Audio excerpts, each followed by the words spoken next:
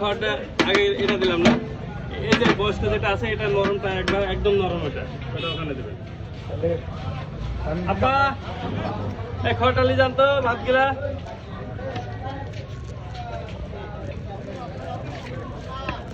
এই ভাত গিলা নিয়ে যাও, ভাত গিলা দেখলে খাবার দিলে এলে গ্যাস সহকারে একবার দেওয়া আছে। খাওয়া গেছে ভিডিও করছি আমি মোবাইলে ছাড়বো। হ্যাঁ,